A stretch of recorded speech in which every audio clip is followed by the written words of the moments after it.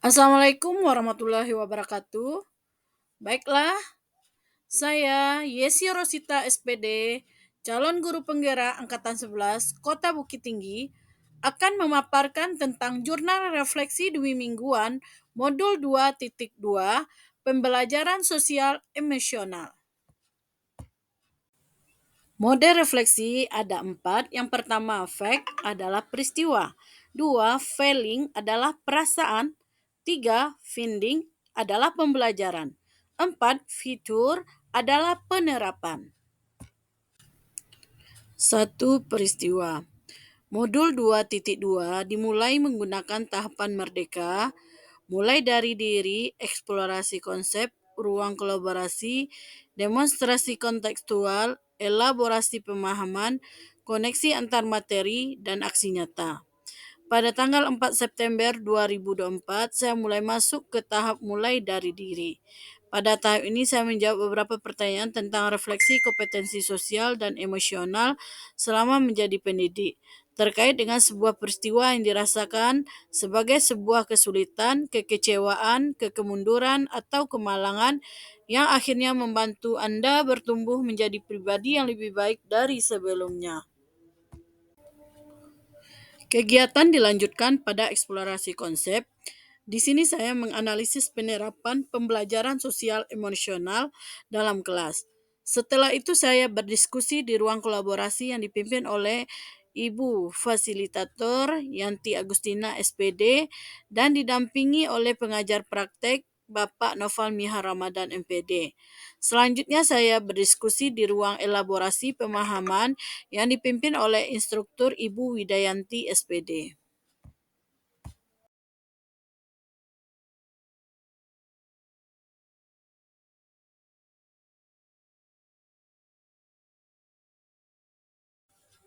Dua peristiwa.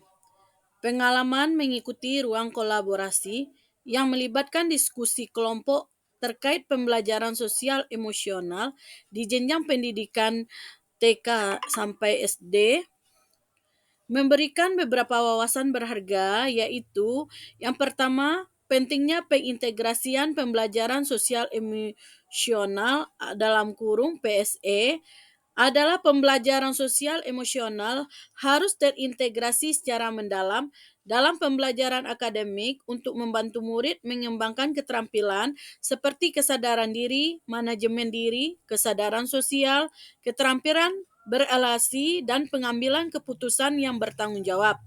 2. Dampak positif pada lingkungan belajar adalah penerapan pembelajaran sosial emosional terbukti menciptakan lingkungan yang lebih sportif dan inklusif di mana murid merasa lebih didengar dan dipahami.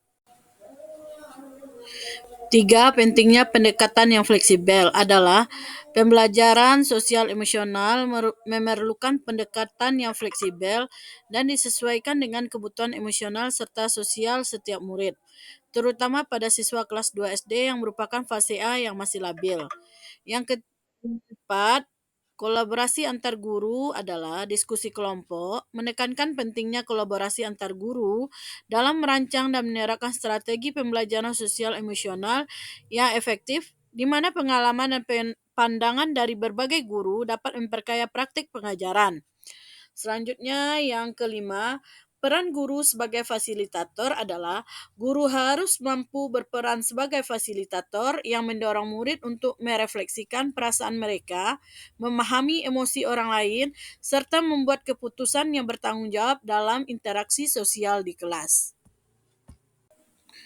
Hal baik dalam pembelajaran sosial emosional adalah di mana di ruang kolaborasi dan elaborasi pemahaman, saya mendapatkan pemahaman yang lebih dalam tentang bagaimana pembelajaran sosial dan emosional dapat membantu siswa mengembangkan keterampilan penting seperti kesadaran diri, manajemen diri, kesadaran sosial, keterampilan berelasi, dan pengambilan keputusan yang bertanggung jawab.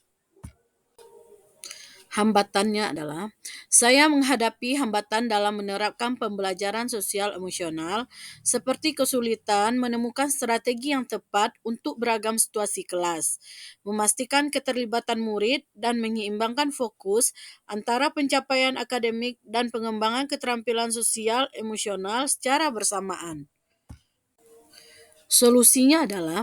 Solusi yang saya lakukan untuk mengatasi hambatan dalam menerapkan pembelajaran sosial dan emosional yaitu mencari dan menerapkan strategi yang fleksibel sesuai dengan kebutuhan kelas, menggunakan metode yang melibatkan murid secara aktif, dan mengintegrasikan pembelajaran sosial emosional ke dalam kurikulum akademik dengan cara yang seimbang, seperti dengan menghubungkan keterampilan sosial emosional dengan tujuan pembelajaran akademik. Perasaan. Saya merasa lebih memahami pentingnya membantu murid mengembangkan keterampilan sosial dan emosional yang mendukung kesejahteraan mereka, serta lebih siap dan termotivasi untuk mengintegrasikan pendekatan ini ke dalam pengajaran untuk menciptakan lingkungan belajar yang lebih inklusif dan suportif.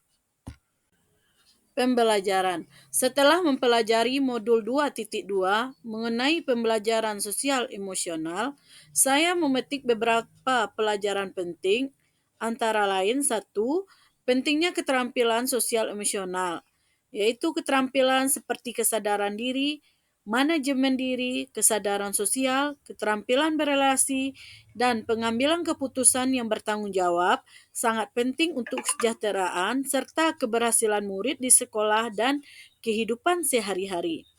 Dua, integrasi dalam kurikulum adalah pembelajaran sosial emosional harus diintegrasikan secara efektif dalam kurikulum untuk mendukung perkembangan holistik murid dan memfasilitasi suasana belajar yang positif. Tiga, pendekatan yang disesuaikan adalah strategi pembelajaran sosial emosional perlu disesuaikan dengan kebutuhan individu murid dan konteks kelas untuk memaksimalkan dampaknya. Yang keempat, peran guru adalah guru memiliki peran krusial sebagai fasilitator dalam membantu murid mengembangkan keterampilan sosial emosional dan menciptakan lingkungan yang mendukung. 5. Evaluasi dan umpan balik adalah penting untuk secara berkala mengevaluasi efektivitas strategi pembelajaran sosial emosional dan memberikan umpan balik yang konstruktif untuk perbaikan berkelanjutan. Penerapan. Setelah mempelajari modul 2.2 mengenai pembelajaran sosial emosional, langkah awal yang akan saya terapkan adalah satu, membuat lingkungan kelas yang aman dan suportif, yaitu pastikan murid merasa diterima dan didukung dalam pembelajaran. Ini bisa dilakukan dengan menyusun aturan kelas bersama atau keyakinan kelas dan mendukung perilaku positif. Dua, mengintegrasikan latihan kesadaran diri atau self-awareness, yaitu ajak murid untuk refleksi diri secara rutin, misalnya dengan kegiatan jurnal atau diskusi singkat tentang perasaan mereka saat itu. Tiga, membangun hubungan positif dengan murid, yaitu memberikan perhatian pada interaksi sosial, baik antar murid maupun antara guru dan murid, untuk menumbuhkan rasa empati dan saling pengertian. Empat, mengajarkan keterampilan sosial emosional secara eksplisit adalah gunakan waktu khusus untuk melatih keterampilan sosial emosional seperti kesadaran diri, manajemen diri, kesadaran sosial, keterampilan berelasi, dan pengambilan keputusan yang bertanggung jawab. 5. Memberikan umpan balik positif adalah fokus pada kekuatan murid dan dorong mereka untuk belajar dari kesalahan dalam suasana yang positif dan mendukung. Terima kasih. Salam guru penggerak. Bergerak, tergerak, dan menggerakkan. Wassalamualaikum warahmatullahi wabarakatuh.